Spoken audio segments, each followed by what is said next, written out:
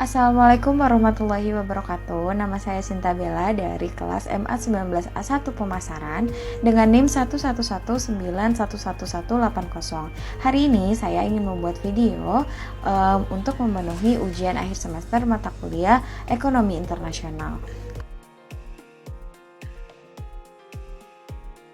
Kali ini saya akan membawakan tema atau ingin membicarakan mengenai organisasi dan kerjasama perdagangan internasional.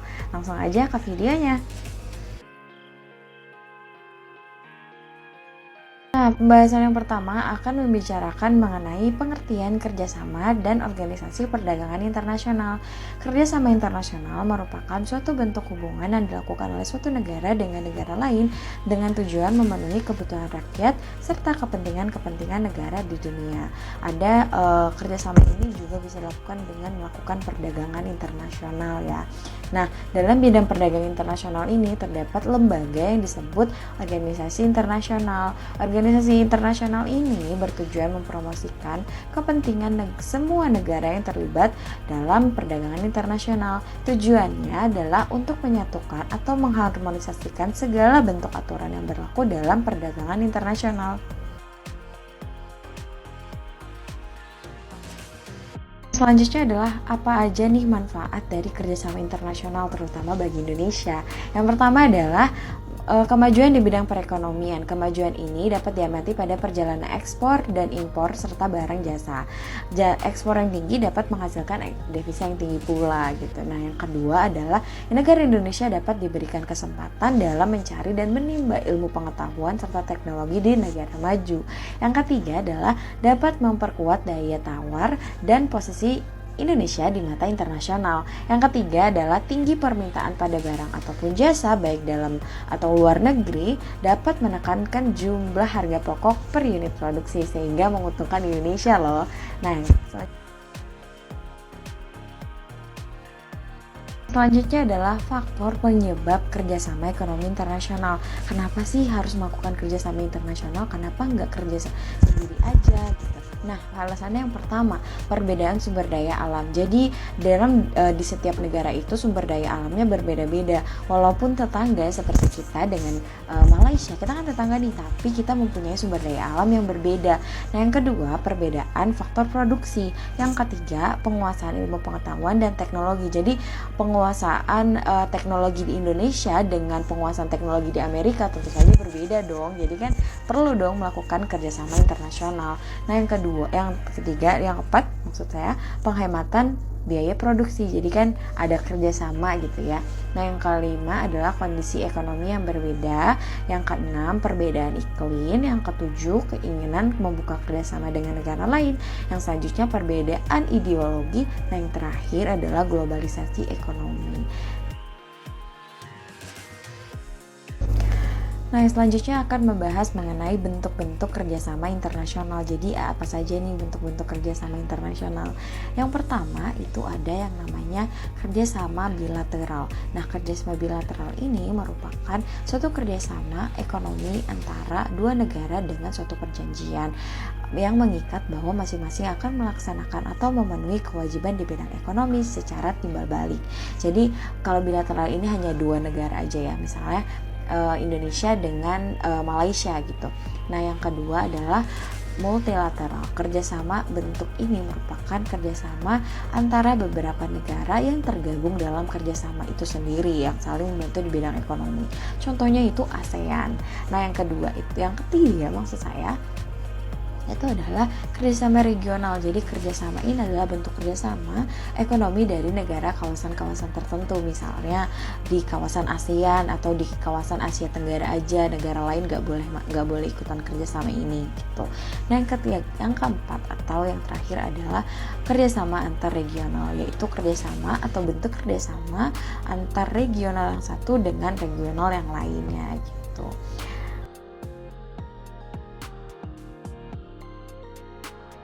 Organisasi Perdagangan Internasional. Yang pertama itu namanya WTO atau World Trade Organization. Nah, WTO merupakan organisasi perdagangan dunia satu-satunya badan internasional yang secara khusus membahas mengenai permasalahan perdagangan antar negara.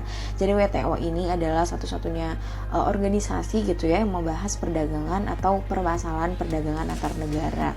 Nah, World Trade Organization ini merupakan suatu lembaga perdagangan multilateral yang permanen sehingga peranan WTO lebih kuat daripada GATT. Sistem perdagangan multilateral dalam WTO ini memiliki implikasi langsung terhadap kebijakan perdagangan antar negaranya atau negara-negara anggotanya.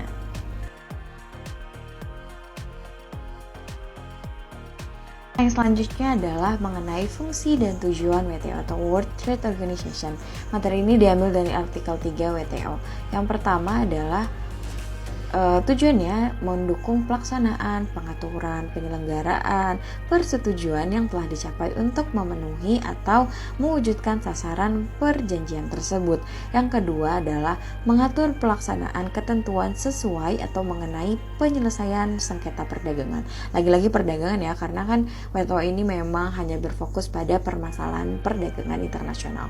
Nah, yang ketiga adalah sebagai forum perundingan bagi negara-negara anggota mengenai perjanjian-perjanjian yang telah dicapai beserta lampiran-lampirannya, termasuk yang ditentukan kemudian dalam perundingan tingkat menterinya nanti. Nah, yang keempat adalah mengatur mekanisme peninjauan kebijakan di bidang perdagangan tentunya. Nah, yang selanjutnya adalah prinsip-prinsip dasar WTO. Yang pertama itu adalah perlakuan yang sama untuk semua anggota atau Most Favored Nation Treatment (MFN). Jadi nggak ada perbedaan antara negara maju, negara yang berkembang gitu. Tidak ada perbedaan treatment, tidak ada perbedaan. Jadi semuanya sama, perlakuannya sama. Yang kedua adalah pengikatan tarif. Jadi pengikatan tarif ini memiliki tujuan agar menciptakan prediksibilitas dalam suatu negara mengenai urusan bisnis perdagangan internasional terutama ekspor. Jadi kebijakan ini nih atau prinsip ini tuh suatu negara tidak boleh berlaku sewenang-wenang seenaknya merubah atau menaikkan bea masuk atau bea cukai gitu ya. Yang ketiga prinsipnya itu perlakuan internasional atau national treatment. Yang keempat, perlindungan hanya melalui tarif. Jadi menyatakan perlindungan atas industri dalam negeri hanya diperkenankan melalui tarif. Yang kelima, perlakuan khusus dan berbeda-beda bagi negara-negara berkembang. Jadi nggak ada perlakuan khusus maksudnya ya, nggak ada perlakuan khusus antara negara-negara yang berkembang gitu, tidak ada. Nah, selanjutnya adalah macam-macam kerjasama ekonomi regional. Jadi apa saja nih bentuk-bentuk kerjasama ekonomi regional? Yang pertama adalah ASEAN atau Association of Southeast Asian Nations, merupakan suatu organisasi geopolitik dan ekonomi negara-negara di kawasan Asia Tenggara. Contohnya negara Singapura, Malaysia, Indonesia, Laos, Kamboja, Thailand, Vietnam, Filipina, Brunei Darussalam gitu ya. Nah, yang kedua adalah organisasi NAFTA atau North America Free Trade Area. Jadi NAFTA ini merupakan kawasan perjanjian dari perdagangan bebas Amerika Utara yang terdiri dari Kanada, Amerika Serikat, dan juga Meksiko. Nah, NAFTA ini berdiri pada tanggal 12 Agustus 1992. Yang ketiga adalah UAU atau Europe Union, merupakan suatu organisasi kerjasama regional di bidang ekonomi dan politik di negara Eropa tentunya ya kan, namanya aja udah European Union gitu, jadi pasti di negara Eropa. Nah, yang selanjutnya adalah kerjasama ACC atau European Economic Community atau Masyarakat Ekonomi Eropa, bisa dikenal dengan seperti itu, MEE, merupakan bentuk kerjasama regional dengan negara-negara di kawasan Eropa Barat, berdiri pada tanggal 1 Januari 1958 berdasarkan Perjanjian Roma Italia. Jadi udah lama banget nih organisasi ini atau kerjasama ini. Nah, yang terakhir adalah AFTA atau ASEAN Free Trade Area. Jadi AFTA ini dibentuk setelah atau pada KTT ASEAN keempat di Singapura pada tahun 1992. AFTA merupakan wujud kesepakatan negara-negara di ASEAN untuk membentuk kawasan perdagangan bebas, meningkatkan daya saing ekonomi kawasan ASEAN dengan menjadikan ASEAN sebagai basis produksi di dunia gitu. Nah, selanjutnya adalah kerjasama ekonomi antar regional. Kalau tadi regional, sekarang antar regional. Yang pertama itu adalah APEC atau Asia Pacific Economic Cooperation. Jadi forum kerjasama ini terdiri antara 21 negara di lingkar Samudra Pasifik. APEC ini dibentuk pada bulan November 1989 oleh para menteri luar negeri dari negara-negara di kawasan Pasifik yang mengadakan pertemuan di Canberra atau Australia. Yang kedua ada yang namanya ASEAN atau ASEAN European Meeting. Jadi ASEM ini dibentuk untuk membicarakan permasalahan yang melibatkan antara Eropa dan juga Asia. Jadi sebenarnya kalau ASEAN ini tidak dibatasi gitu, apa saja yang dibahas, mau politik, ekonomi, perdagangan, apapun bisa dibahas di dalam forum ini gitu. Jadi kesimpulannya adalah kerjasama internasional merupakan suatu bentuk hubungan yang dilakukan oleh suatu negara dengan negara lain, tujuannya memenuhi kebutuhan rakyat serta kepentingan negara di dunia. Jadi itu merupakan kerjasama internasional. Nah, dalam bidang perdagangan internasional terdapat lembaga yang disebut organisasi internasional.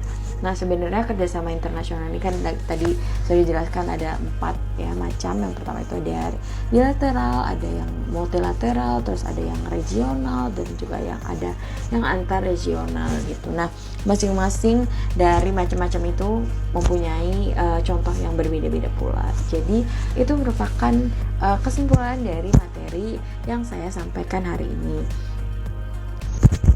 Nah, kurang lebih itu yang bisa saya sampaikan. Kurang lebihnya saya mohon maaf yang sebesar-besarnya apabila ada kekurangan dalam segi materi dari editing video dan yang lain-lain. Saya mohon maaf. Akhir kata, wassalamualaikum warahmatullahi wabarakatuh. Tapi sebelum pergi, saya ingin memberikan satu quotes yang saya suka atau menjadi pegangan saya, yaitu yang dikatakan oleh Kim Namjoon dari BTS. Quote-nya adalah, maybe I made a mistake yesterday, but yesterday's me is still me. I am who I am today with all of my faults. Tomorrow I might be tiny bit wiser, and that's me too. Jadi intinya adalah apapun kekurangan dalam video ini itu tetap bagian dalam diri saya gitu. Akhir kata, wassalamualaikum warahmatullahi wabarakatuh. Terima kasih.